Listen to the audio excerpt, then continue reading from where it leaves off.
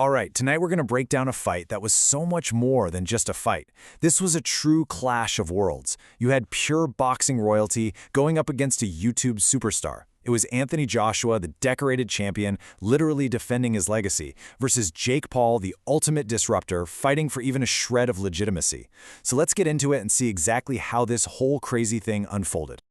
So let's start with the tail of the tape. Because really, the numbers here tell you almost everything you need to know.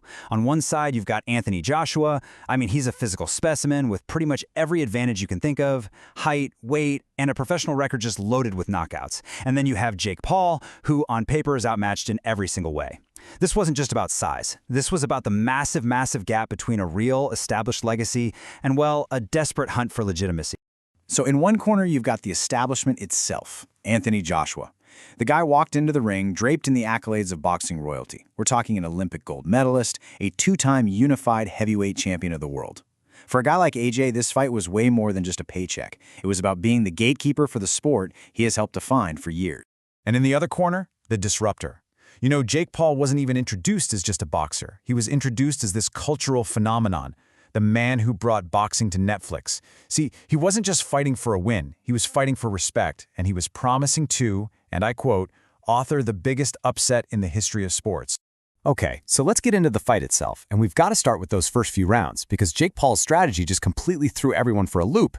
Instead of the big brawl or the early knockout everyone was expecting, what we got was this strange tactical chess match that was really designed to do just one thing: frustrate the heck out of Anthony Joshua. So what was the game plan? In a word, survival. Paul used every single inch of that 22-foot ring. He was constantly on the move, always circling away from Joshua's monster right hand. And anytime Joshua even got close, Paul would just tie him up, clinch, and break the champion's rhythm. And then came the taunting. Hands down, smirking. It was a super risky mental game, all designed to get inside the predator's head. And this slide right here, this quantifies that frustration perfectly. Just look at these stats from the third round. Jake Paul threw only 6 punches and landed 1. Joshua, who was supposed to be the aggressor, threw 26 but only connected with a measly 4. This wasn't really boxing. It was a masterclass in just pure avoidance, and you could feel the entire crowd getting restless. Yeah, this bit of commentary just absolutely nailed the mood. The strategy was crystal clear. Don't try to win, just try not to lose. And by surviving round after round, Paul was kind of succeeding, right? He was making all those pre-fight predictions look pretty foolish. But you just had to ask yourself, how long could this possibly last? And for 4 full rounds, the game plan worked. It really did. But as we headed into the second half of the fight, the entire dynamic just completely flipped in a matter of moments. The predator, who had been so patiently stalking his prey, finally decided it was time to eat. So after those 4 rounds of tactical frustration, the chess match was suddenly brutally over. You could see it on his face. Joshua was just done with the cat-and-mouse game. He finally made that key adjustment.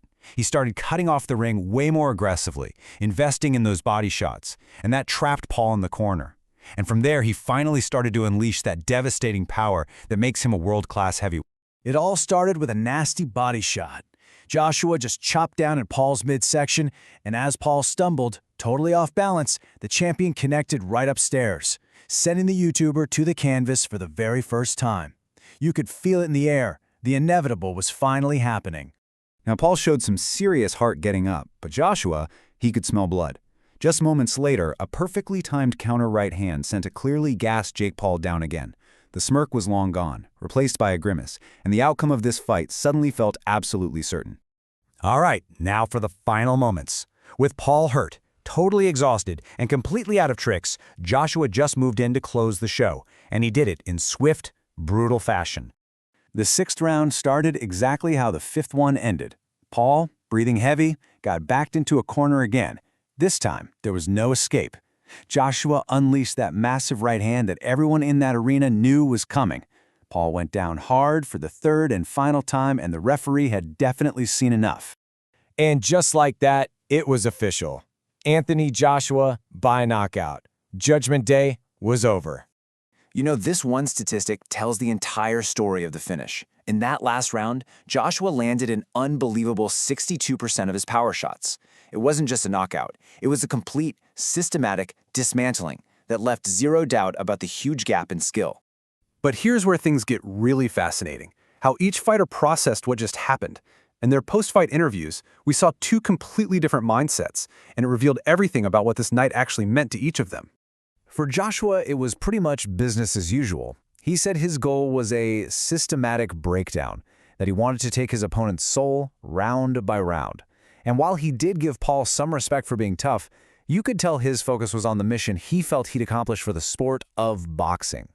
And then, in total contrast, you have Jake Paul, and he's smiling. Despite getting absolutely demolished and admitting he thinks his jaw is broken, he called the whole experience fun. He flat out said he got his ass beat, but framed the entire thing as a personal win. For him, just being in there, just surviving 6 rounds, that was the victory. And really, that leaves us with the central question of this whole event. Was this just a predictable beatdown? You know, the inevitable result when a real champion faces a novice? Or did the spectacle of it all, the massive Netflix audience, Paul's surprising durability, and just the sheer amount of noise it created, did that actually bring something new and valuable to the sport? What do you think? That's really the debate at the heart of this very, very modern boxing story.